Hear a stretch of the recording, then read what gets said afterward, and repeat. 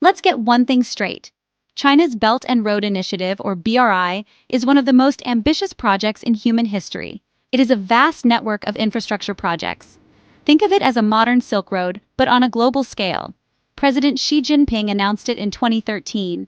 The goal was to connect China to the rest of the world. It involves building roads, railways, ports, and pipelines. These projects stretch across Asia, Africa, Europe, and even Latin America.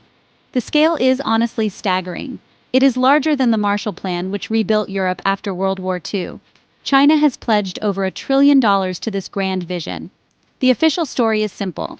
China says the BRI is about shared prosperity. It aims to boost global trade and economic growth.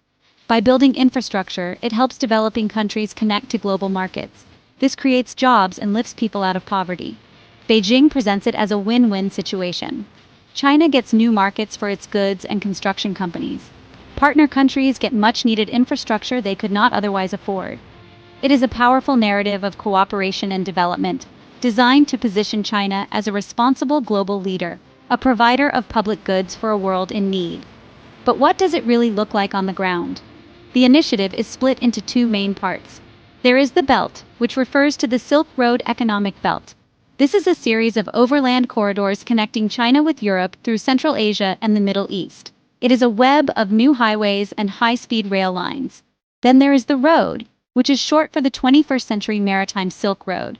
This is a sea route linking China's coastal regions with Southeast Asia, the Indian subcontinent, Africa, and Europe, through a series of ports and maritime facilities. Together, they form a colossal undertaking that could fundamentally reshape the global economic map. The ambition goes beyond mere concrete and steel. The BRI is also about creating new standards. China is promoting its own technical specifications for things like telecommunications and railways. It is also about creating new financial institutions, like the Asian Infrastructure Investment Bank, which can rival Western-led bodies like the World Bank and the IMF. This initiative is not just about building things. It is about building a new world order. It is an order where trade routes, economic rules, and political influence might all lead back to Beijing. This is the deeper story we must understand. So, how does the BRI actually work? It is primarily a financing mechanism. A country in, say, Africa or Central Asia needs a new port or power plant. They often lack the funds or technical ability to build it themselves. China steps in.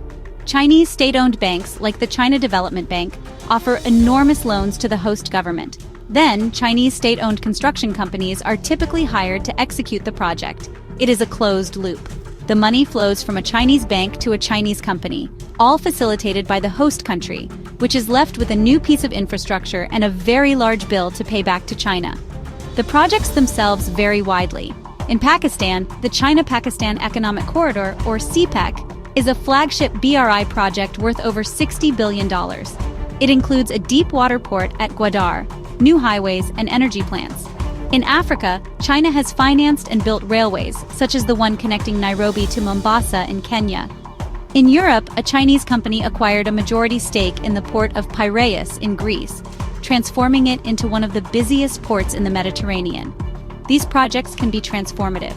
They provide tangible benefits, improving logistics, creating jobs in the short term, and potentially boosting a nation's long-term economic prospects by lowering the cost of trade. However, this model has a dark side. The primary problem is debt. Many of the countries signing up for BRI projects already have fragile economies. The loans from China are often not concessional. They come with commercial interest rates. This has led to accusations of debt trap diplomacy. The most cited example is Sri Lanka. After failing to make payments on loans for the Hambantota port, Sri Lanka was forced to lease the port to a Chinese state-owned company for 99 years. Critics argue this was China's plan all along, to seize a strategic asset when the debt became unsustainable. This Sri Lankan story has become a cautionary tale. It raises serious questions about sovereignty. When a country owes an immense debt to another, its political and economic decisions can be heavily influenced. Leaders in Malaysia, for instance, canceled or renegotiated BRI projects over fears of excessive debt and corruption.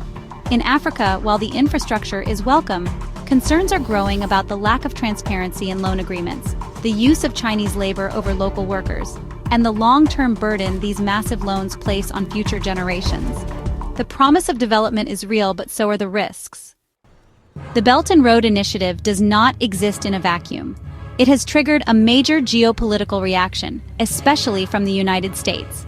Washington sees the BRI not as a benign development program, but as a strategic tool for China to expand its global influence.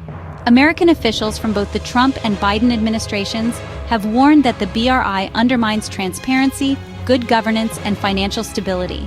They argue that China is using its economic power to pull countries into its orbit, creating a network of dependent states that will align with Beijing's interests on the world stage, from votes at the United Nations to access for its navy. In response, America and its allies have tried to launch their own alternatives. The G7 nations announced the Build Back Better World, or B3W partnership, later rebranded as the Partnership for Global Infrastructure and Investment. The European Union has its Global Gateway strategy. The goal of these initiatives is similar to fund infrastructure in developing countries. However, they promise a different model. They emphasize high standards, transparency, environmental protection, and financial sustainability. They are explicitly framed as a values-driven alternative to what they portray as China's exploitative, state-driven approach. The problem for the West is one of scale and speed. China's state-led model can deliver projects quickly. It does not get bogged down by regulatory hurdles or shareholder demands that can slow down Western private investment. Furthermore, the amount of capital pledged by these Western alternatives pales in comparison to the sheer size of what China has already spent. For many developing nations, the choice is not between a good Western project and a bad Chinese one. Often, the choice is between a Chinese project or no project at all. The BRI is often the only game in town. This has created a new landscape of global competition. Countries around the world are now in a position where they must navigate the rivalry between these two giants. Some try to play both sides, seeking investment from China while maintaining security ties with the United States. Look at Italy, the only G7 nation to officially join the BRI, a decision it is now reconsidering under pressure from its allies. Or consider nations in Southeast Asia, which are trying to balance their deep economic integration with China against their territorial disputes with Beijing in the South China Sea. The BRI is not just about economics, it is redrawing the lines of global allegiance.